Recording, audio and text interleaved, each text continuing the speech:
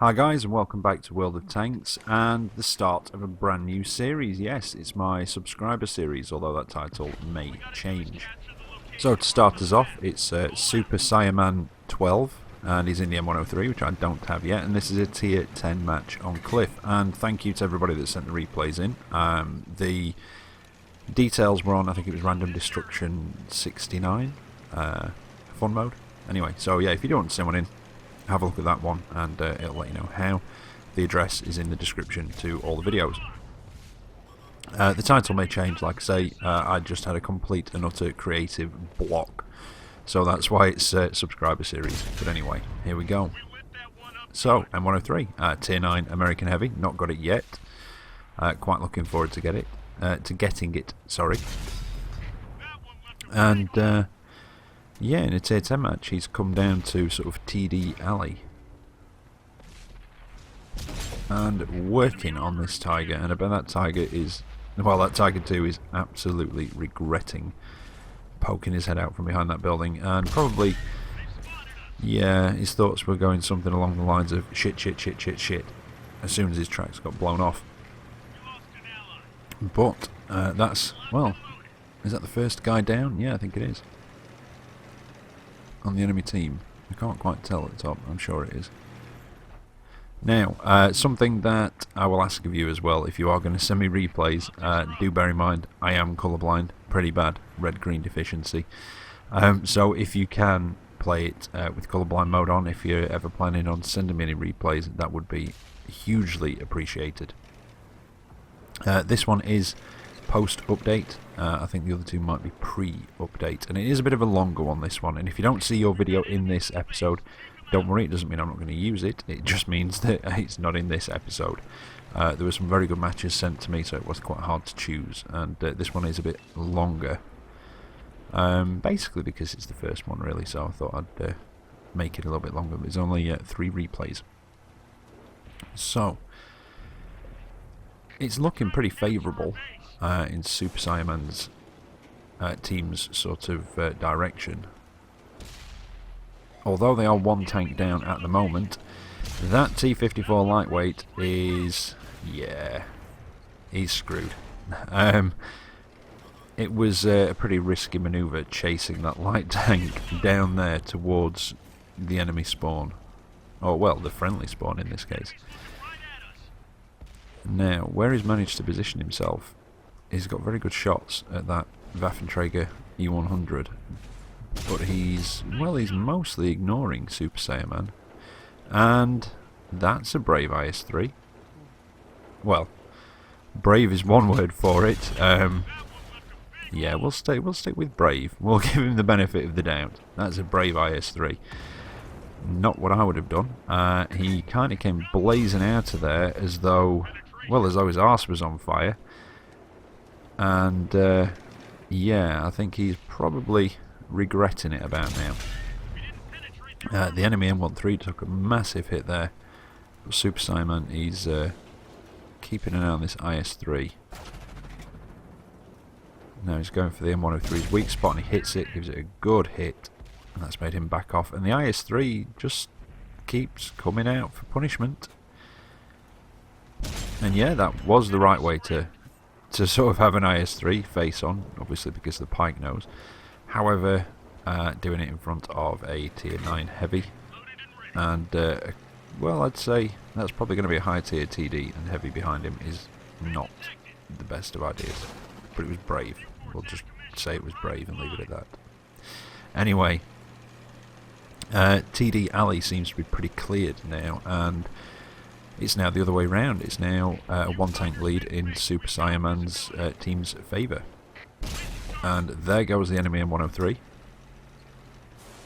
And yeah, that's pretty much TD Alley cleared. The Waffenträger Alpha E100 as well, he's buggered off basically. He saw the way the wind was blowing and he got out of there. But he's been tracked now and he's done for. And that was where Super Saiyaman really took the first bit of major damage that he does in this game, and that was from an arty hit in the side.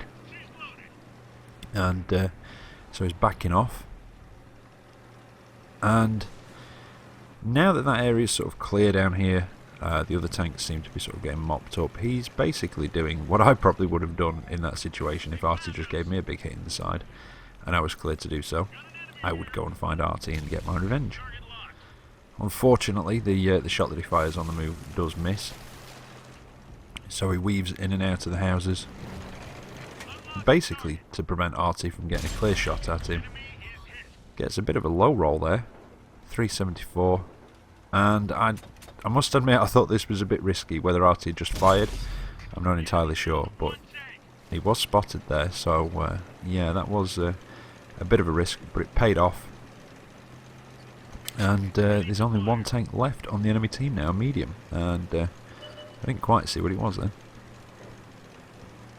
But he's all the way up in the, well, on the eastern side of the map, around the hill there, around the base of the hill, and yeah, he's done. So that's it. Game over. And that was a pretty good match for Super Saiyaman. Came out of that with a high caliber, a first class mastery, a bit more on his mark of excellence, and just a hair over 5,300 damage done, with just a shade under 4,000 damage blocked at 3,920. And don't forget, he wasn't top tier in that match. He wasn't bottom tier, admittedly, but he definitely wasn't top tier. There were there were a few tier 10s on each team. So that is a fantastic match, very, very good, and I'm looking forward to getting the M103 now. I am kind of, I don't know, I've not really been, not as though I wasn't bothered about it. I've known it's there, I've known it's a decent tank. I've seen them do fairly well in matches, but yeah, after watching that, I am looking forward to getting it a bit more than I was. I've not been in a rush to get out the T32, but I don't know, I think I might pull my finger out and get down that line a little bit now.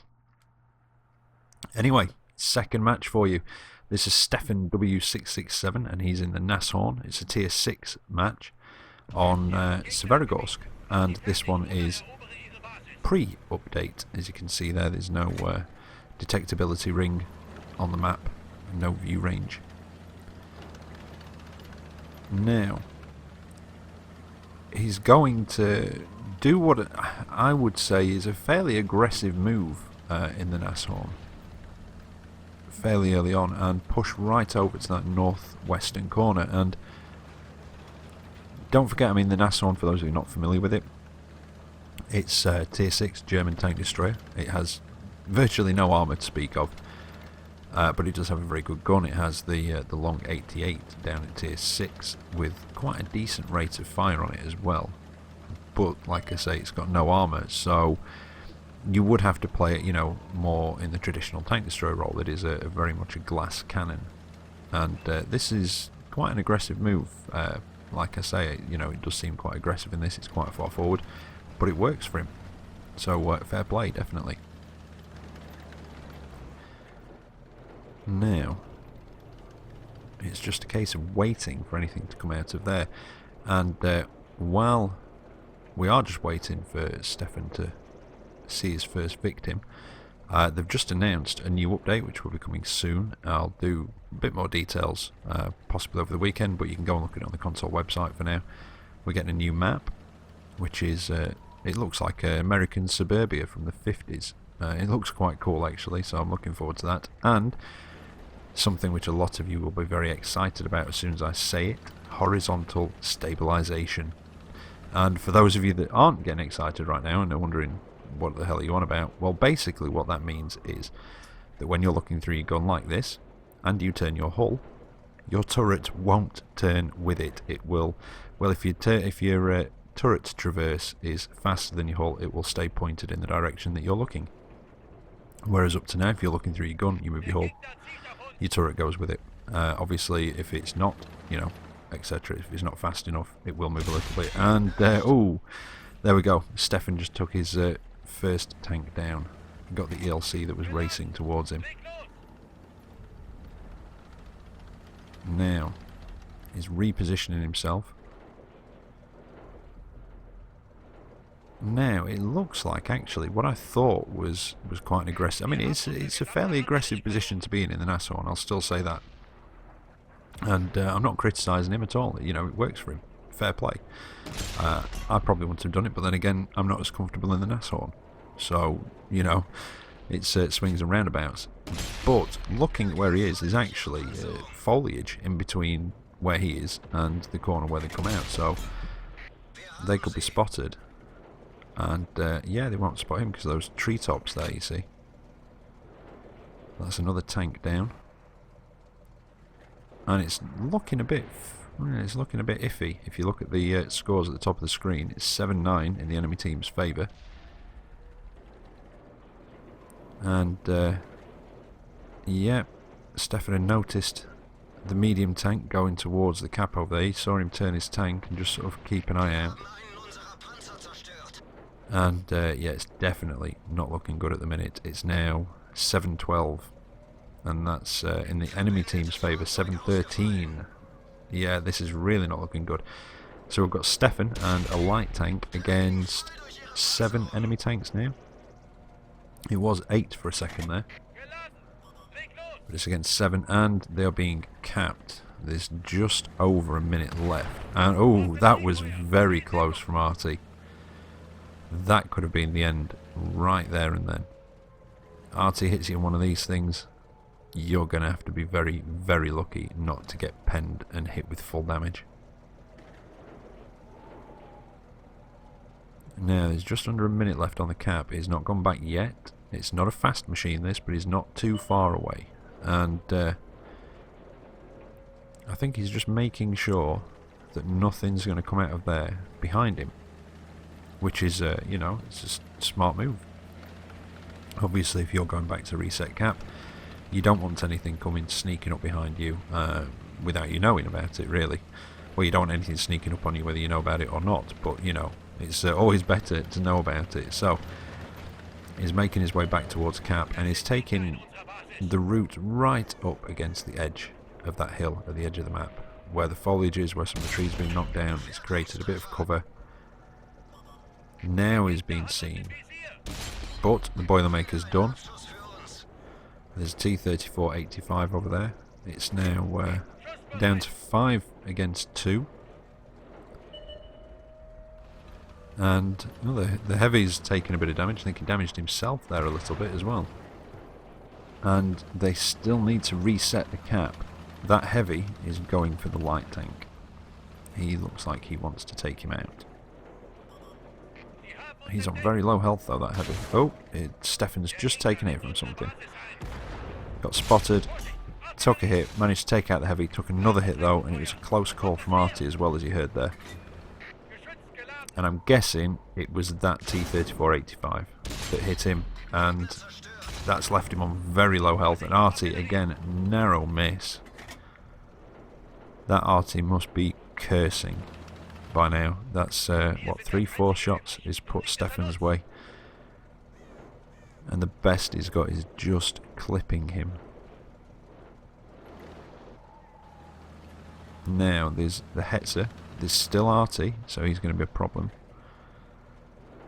And there's a medium, a T-34-85. There he is, and he goes for the shot and just tracks him with his arse hanging out from behind that building. But that's just enough to get another shot in. Slightly low, but one more should do it. Well, I'm assuming he's got the long 88. Does look like it, and that one went slightly high. And it's allowed the T-34-85 to get behind that building. Now, don't forget about the Hetzer, because, well, Hetzer's going to Hetz. And it looks like Stefan's not forgotten about him, because he's backing off a bit. Put in a bit more cover. I mean, you're not going to go hold down in this, like I say, you've just got no armor, but if you can put something in front of you just to make yourself that smaller target, it all helps. And he's keeping an eye out. The T-34-85's there. He's on low health. He's a one-shot kill, so he's probably waiting for the Hetzer, because obviously he can see what we can't. So I was sat here looking at this and thinking, you know, this has been a good comeback so far. It was 2v8 at one point, only for a few seconds, but then it was 2v7. And now it's 1v3. So, oh, there's the Hetzer. See, I had a feeling that he'd be trying to sneak around somewhere. He's obviously just popping out, trying to spot Stefan. The T-34-85's coming out to take his shot, and he's disappeared. There he is. Can he get him? He can. And that's a Top Gun. Now, this has been quite a nice comeback, like I say. There's now 2 tanks left, so it's now 1 on 2. He's secured a Top Gun. And, well, if he can kill both of the guys left here, well, one more should get him a Devastator, and if he can kill both of them and survive, obviously, that's going to be a Radley-walters as well. Now, that Hetzer's over there somewhere. I'm not sure what gun he's got on, whether he's got the, is it the 75mm that it gets? And I know it gets a howitzer as well. I, personally, when I go out in the Hetzer, I do like to put the howitzer on and just drive around derping people, because it's just a bit of stress relief and a bit of fun. But I'm not sure what he's got on. But I'm pretty sure that the Nasshorn could probably, well, I say it could probably outspot him. He's probably got a bigger view range. The Hetzer's probably got a better concealment because it's smaller. So this might be a case of spotting each other at the same time, and it's whoever pulls the trigger first. Now, where's he gone? Is he circling around? It certainly looks like Stefan thought that, because he looked over to the right a bit. And don't forget, Artie's out there somewhere. Whether he's on his way down here, whether he's waiting, just sort of aiming in this general area, because he knows roughly where Stefan was from when he got spotted. So he could be pre-aiming sort of somewhere over here. He could be making his way through that valley on the western side to sneak up behind, but that Hetzer is still out there somewhere. But where is he? See, Stephanie doesn't want to go sort of bumbling around trying to look for him, because the Hetzers, they have got fantastic concealment, and if it pops up on radar and he's facing the wrong way, that's it. Luckily, well, he was facing the wrong way, but the Hetzers missed his opportunity. Whether he didn't spot him, I don't know. Like I say, I think this has got a better view range than the Hetzer, if I remember rightly, although I'm not overly familiar with the Nasshorn. I have been through it. Now, all that's left is Artie. So he's got a Top Gun, he's got a Devastator, and if he can get Artie before Artie gets him, that's a Radley-walters for the win as well. And quite a comeback, actually, because the team did disintegrate somewhat at the beginning of the match. Or, well, say the beginning, you know, not far into it. And like I say, the odds were definitely stacked against them, and this is not a tank that you're going to be bouncing shots in, so you've got to really think about it when the odds are stacked against you in one of these. And in any tank like this, really, that, you know, is a sort of a glass cannon, you've really got to use your head. You can't just, you know, go looking for trouble and rely on your armour to, you know, bounce the shots and deal with that for you. And yeah, he's going looking for Artie, and all I could think at this point is Artie on his way to the friendly cap? Because the worst thing that could happen is, as Stefan's just about to get to the enemy cap, the friendly cap alarm starts going off and he starts getting capped out, because I'm not sure that he'd be able to make it back in time in this to reset it, but we'll have to see what happens. And no, Artie's there. And yeah, it looked like he'd either given up or was just lost in his top-down world. I'm not entirely sure. But that was a nice easy kill at the end there on Artie to finish off a good match, and like I say, a good comeback. So he came out to that with just under 2,000 damage done. A first class mastery, a Radley-walters, a Devastator, a Top Gun and a Sniper medal. So not a bad match at all. In fact, well, especially considering at one point, like I say, it was sort of 8v2, and it really looked as though he was going to come a cropper when that T-34-85 was going at him and left him on such low health. And all it would have taken was for artillery to just clip him, and he just kept missing. So yeah, RNG and luck were definitely on his side with that one. but it doesn't make the achievement any less. That was a good comeback and a good match for him.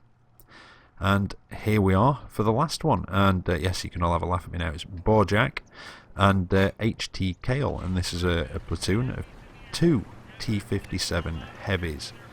Yep, the Tier 10 American auto-loading heavy tank. So, we're on Fisherman's Bay, obviously a Tier 10 match. And like I say, here's Bojack platooned up with HT Kale. Now, some of you may have seen this one. He did send it to me before I could do these subscriber videos and actually commentate on them. And I popped it in a guest showcase playlist. And obviously, that's what it's for. If anyone wants to send me one of their videos or a link or anything like that that they don't want me to commentate on, you know, they don't want me to feature in here, then that's what I would have done. I would have put it in the guest showcase for you. Otherwise, just like I say, send me the link and I can do this and commentate on your videos. Anyway, back to the match. So the team have pretty much, all decided to come into the town. Jack and Kale, that's what I'm going to call you now. They'd already headed off down this way. But most of the other tanks on the team seem to have come down here as well, and in fact, over on the western side of the map, there are only a couple of tank destroyers, as you can see there in sort of J and K2. But they, depending on what they are, they could probably cover that side anyway. If they can out-spot and they're in a decent position, they could probably cover it. Now the E100 trundling through the town. He's been tracked and he's getting a double dose of T57 love. So yeah, he's gone back to the garage feeling a little bit sorry for himself, I would imagine. Now obviously the downside to an autoloader, I mean the upside, is a tremendous amount of potential burst damage, and especially when you've got two of them platooned together, it's an obscene amount of potential burst damage in a short amount of time. But then you've got the fairly lengthy reload, so it is swings and roundabouts.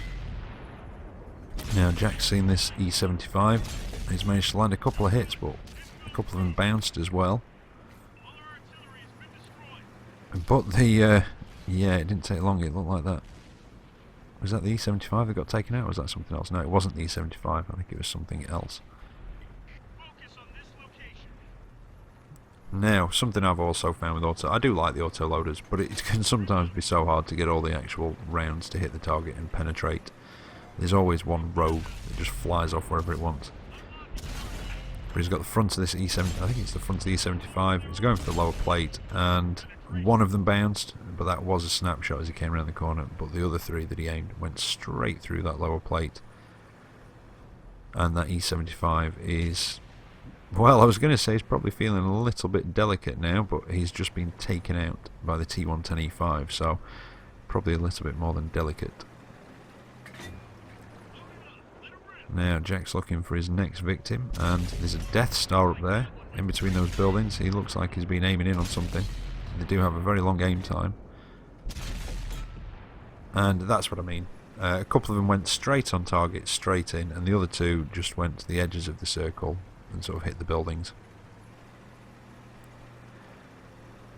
But the reload on this isn't too bad. Those of you who've been down the French line will know that I think they have more rounds in the clip, possibly, but they do have a lot longer aiming time, and this is sort of a bit of a happy medium. You have a few less rounds in the clip, but you do have a lesser reload time as well.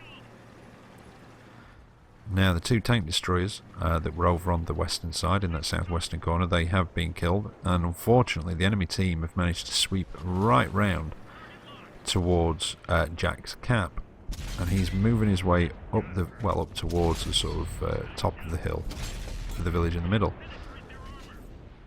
But he just had a bit of time to stop and punish a Tiger 2 as well, and he's gone for the reload. Now Jack's team are capping, but there's only one of them.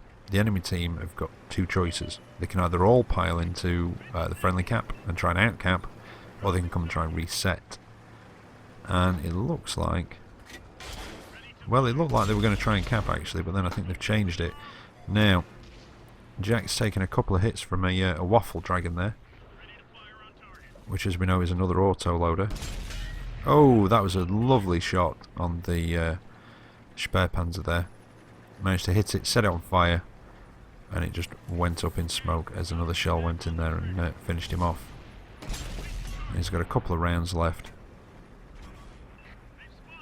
Did he hit the Borsig then? I couldn't quite see.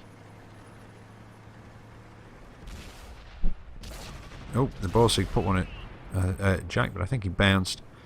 That one definitely went in. And that's when the STB-1 makes his move and gets across that road while Jack's reloading, and I can hardly blame him. I wouldn't want to cross in front of a T57 that was loaded. Now this E50M, I don't know if he's not aware.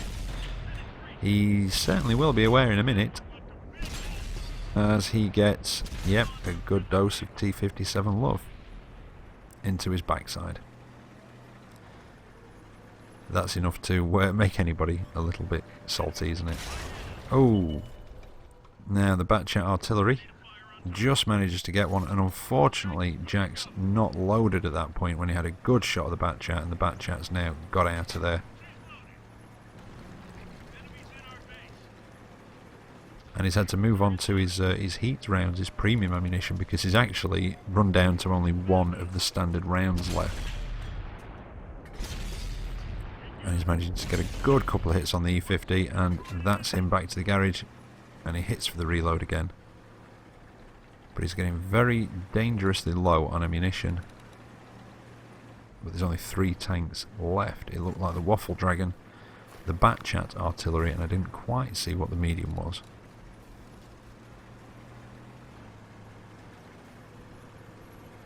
He's almost loaded, and it looks like he's going out on the hunt now. He's had a good match so far, 17 penetrating hits. That should add up to a nice decent amount of damage. There's the medium. It's a Leopard PTA, and well, you're not going to need heat rounds to get through the armour of a Leopard PTA. Very fast, very mobile, not much armour, and he manages to shave off the last bit of health for the kill. Now it's just a case of finding Artie, who, yeah, it looks like he might be in that direction somewhere, judging by the shell that just smacked the Jaegeroo there. In fact, there he is, and he's scarpering. Those Batchat Arties can really shift, but they're not faster than a high velocity shell. Now all there's left is, I think it's the Waffle Dragon, but he's also an auto-loader and also has the potential for a massive amount of burst damage. Now what health's he on? I can't quite see that because of the colours, and these are the issues that I have with the sort of non-colourblind settings, unfortunately. That, and sometimes struggling to actually see the tanks, sort of the outlines through bushes and things. Now there he is. He looks like he's on pretty... yeah, he was on full health. I was just about to say he's on full health. But he's been tracked, and Jack's got a good shot at the big old gun shield on top, and that's him done. Not a bad match at all. In fact, a very good match. I'm looking forward to the T57 Heavy. I'm on the T54E1 at the minute, and I am looking forward to that one. That was another pre-update one, but he came out of that with a high caliber Confederate and his Ace tanker badge for the T57 Heavy, and just under 8,000 damage done at 7,909, with just under 2,000 assisted, and 8 kills between them for the platoon. HT Kale had a good match there as well at just under 6,000 damage, so that's a hell of a lot of damage between them. In fact, just over, well, it's nearly 14,000 damage, is it? No, maybe more. Anyway, my maths is rubbish. It's a hell of a lot of damage. It's about, yeah, it's 13,000, something like that. Anyway, I hope you've enjoyed tonight's episode, and hopefully you might have a video to send in for me to commentate on, and I'm looking forward to seeing them from you. So I'll be back Sunday with another video, so until then, take care out there, and I'll catch you next time. See you later.